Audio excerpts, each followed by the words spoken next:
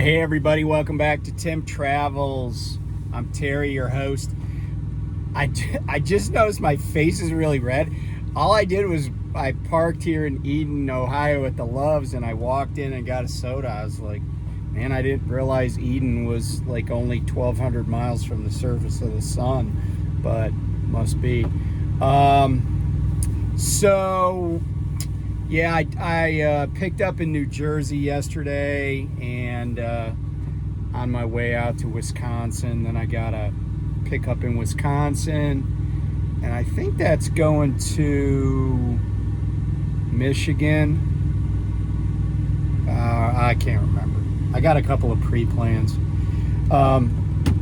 So today's August 23rd. Yesterday was August 22nd, of course, and that was the wedding anniversary on August 22nd of Ulysses S. Grant and his wife, Julia Dent. It was also my anniversary yesterday. I can't recall how long the Grants were married. I'm reading a biography of Grant right now, but I do know that my wife and I have been married 32 years. But I kind of look at the anniversaries. You know, I wasn't home for my anniversary. But I kind of look at anniversaries like every day is an anniversary, right? Like anniversary just means 1 year, hence, you know, just like a decade is 10 years, a century is 100 years. It doesn't really, you know, there's a millennia is, or millennium is 1,000 years. So anniversary, you know, every day is an anniversary to me of something. And speaking of which, so on the 23rd of August, on this day in 1305, William Wallace was executed. You may have seen Braveheart. That movie is about William Wallace. What else happened on this day? Oh, 1978, Kobe Bryant was born on this day in 1978 in Philadelphia. 1973, on this day, a bank robbery occurred in Stockholm, Sweden. And it led to a hostage situation that ended up lasting about 6 days. And during that time, the people that were being held hostage started kind of like thinking their captors were okay. And that's where we hear of the Stockholm Syndrome. Yeah, this day in 1973.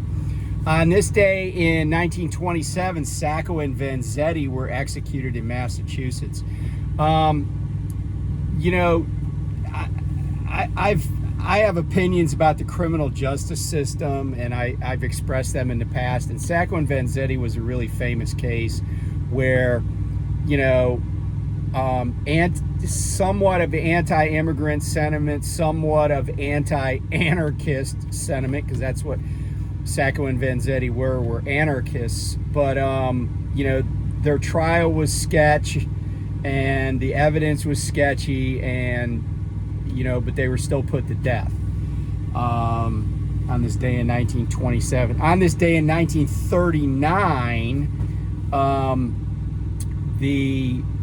there was a non-aggression pact, commonly referred to as the Molotov-von Ribbentrop Pact. Molotov, yeah, like the cocktail. He was the Russian foreign minister, and von Ribbentrop was the foreign minister of the Third Reich, the Nazi regime in Germany. And, you know, and here's the thing about that pact, right? It was the non-aggression pact, and certainly the Nazis violated it after World War II got going. And by the way, so just to set the stage, right? August 23rd, 1939, that pact is signed. On September 1st, so 8 days later, World War II begins when Germany invades Poland. So September 1st, 1939, they invade Poland. That's the start of World War II. But the interesting thing to me about this non-aggression pact is that basically the Nazis and the communists, right, the Nazi Germany and the Soviet, well, Russia, right, they essentially divide up Eastern Europe. And, you know, a lot of times people talk about like the Russians being allies during World War II, and they were, but let's keep in mind that but for the fact that the Russians decide to get, you know, frisky and invade Russia, or excuse me, the Nazis get frisky and decide to invade Russia, the Russians and the Germans would have just divided everything up. And both countries were like messed up in that regard, right? Like they both wanted to subjugate their neighbors and take everything over. They were just like dividing things up. But, you know, when you're talking to somebody that wants to own everything, and you say, well, what if I own half of everything and you own the other half? You know, you're always dealing with parties that are like, have nefarious means or nefarious intent. I keep saying the wrong word, but I know what I mean. So that was 1939. Yeah, so it's a little bit of history. Speaking of nefarious intent, so I got an email from a guy the other day, and he said he's getting ready to leave where he's at. He's a trucker, getting ready to leave the company he's at. And he said, hey, but here's what I'm up to, but I kind of want to, I feel like he was asking for a little bit of advice because he was telling me his plans. And one of the things he said is, I want to be professional and give them 2 weeks notice and work things out and get my truck to the location they want, blah, blah, blah. And my advice to him was, don't do it. Never give a sucker an even break. When you leave a company, leave on your own terms. If you're like, hey, I want to give 2 weeks notice. And what I said to him is, I said, 2 weeks notice is just a way to get you fired 2 weeks earlier than you thought you were going to quit. And I said, other than when I had my own law firm, I had an attorney who, and I had other people that came to me, and they'd be like, hey, Terry, I got this position, and and I would say, oh, that's awesome, right? Because I really did want people to be where they wanted to be, and doing the career that they wanted. And I'd say, when are you starting at that new job, and when do you want to leave? And I had, so for support people, usually if they could hang for another 2 weeks, I would be happy. But if they couldn't, I would also understand. I had an attorney that was leaving to take a government job, and I asked her if she could stick around for a month, and she did. And and of course, I would never, if somebody comes to me and says, hey, I got this better opportunity, I wouldn't go, oh, get your shit and get out. But that's what happens at a lot of companies. The second you say that you got a new job, they show you the door. And when somebody was talking to me about I described the situation with the driver at Martin, and just to follow up on that, I spoke with that person the other day, and after I did that video, and they were telling me that they were like, oh, well, hey, can I clean my truck out, blah blah blah, and the company's like, yeah, just come back. Well, then they arrange a time to come back. They come back and all their crap's just stuffed in a box, right? The company couldn't even honor that. And then, kind of more as a follow-up, they sent this person a letter and said, oh, we terminated you for violating company policy. But here's the interesting thing. They didn't even say what the policy was. Now, of course, every trucking company is going to have a policy that says don't wreck one of our trucks, right? But this driver asked to see the video of the incident that they were involved in, because they saw it, but they didn't get a copy of it, and they didn't see where they had done anything wrong. And nobody at the company said they did anything wrong, but yet they turn around and put on their DAC that they had a preventable accident. And my response is, yeah, all accidents are preventable. You could just, like I said, ask for 30 days home time as soon as you finish orientation. But the other thing I said to this person is, I said, appeal it.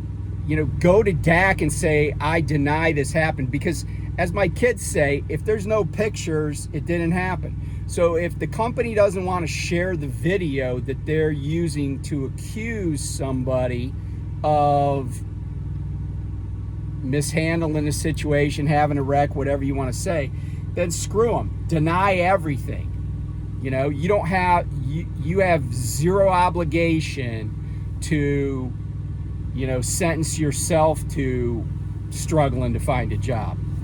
And, again, getting back to the other person that emailed me about quitting, I said, don't give anybody 2 weeks notice. And here's why. If you think for 1 second any company that says, oh, we require 2 weeks notice if you're going to leave, or we would appreciate 2 weeks notice, think about these drivers that I'm about to tell you about. So on Monday, today's Friday, on Monday at Purdue Transportation, so Purdue Chicken, right, based in Salisbury, Maryland, they called about 30 drivers in at their Midwest OTR division, and that division handles chicken and turkey products out of 3 plants, one in Tennessee, one in Kentucky, one in Indiana. They called about 30 guys in and said, clean your trucks out. We're shutting this OTR division down, and if you sign these NDAs, you'll get a severance package. Now, the reason some of this information leaked out is because there was a part-time driver, and this is in FreightWaves, by the way, part-time driver, and he didn't sign an NDA. He didn't get a severance package, but he said it's like 8 weeks of salary or whatever. And apparently a lot of people are in shock, right? Didn't see it coming. And Purdue was just like, yeah, we're realigning things and we're going to go with outside carriers. I mean, I guess that's cool if you do outside refrigerated carrier and Purdue's one of your accounts, you'll have more business out of the Midwest. But I guess some of the guys were put on on local routes, but like I said, about 30 drivers lost their jobs that fast. They didn't get 2 weeks notice. Nobody got 2 weeks notice. They got 2 minutes notice. Clean your truck out, and if you sign this, we'll give you some severance.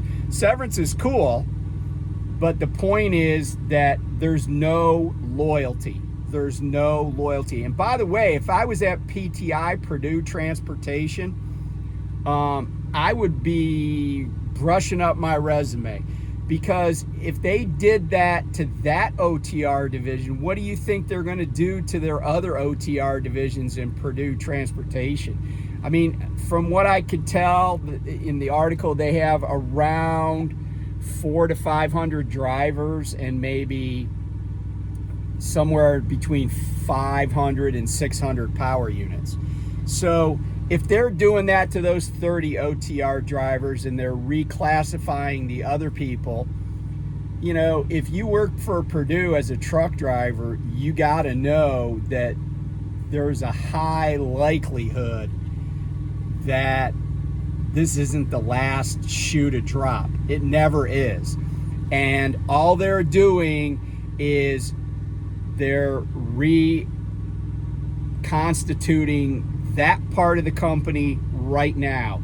They're going to absorb this loss of drivers, and they're going to have new contracts out, and people are going to be hauling stuff, and then they're going to see how this works, and if they like what they see, they're going to move on.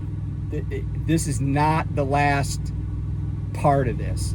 This is the beginning. And mark my words, there are going to be more people let go at Purdue Transportation, and more of their drivers, because if they could do that in Kentucky, with their Tennessee, Kentucky, Indiana plants, they can do it with their plants in the Carolinas or Maryland or wherever else they have, processing plants.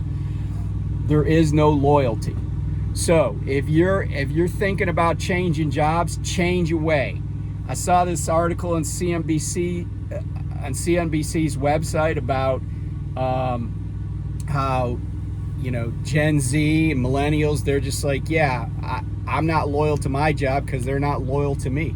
And sometimes younger folks are smarter,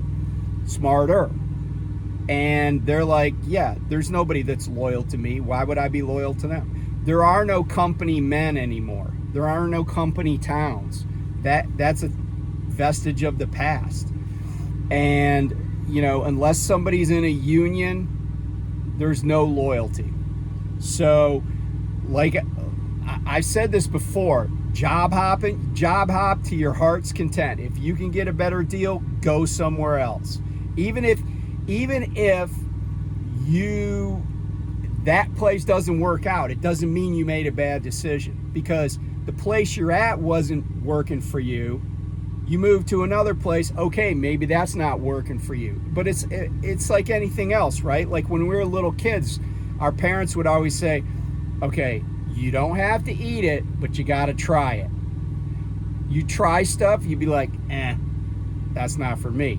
Other things you tried, wow, I really like that. And that's how the job market is right now. Nobody out here owes any loyalty to anybody. And that's a sad commentary, but it really is the truth.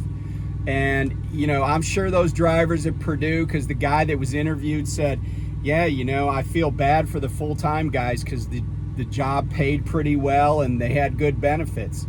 And I'm sure that's part of it. I'm sure Purdue looked at payroll numbers and what benefits were costing for that division. And they're like, man, we could outsource this, because that's what outside contractors are. Like if Hirschbach's running your stuff, or Prime, or Fry Miller, whoever, then all that payroll's off the books.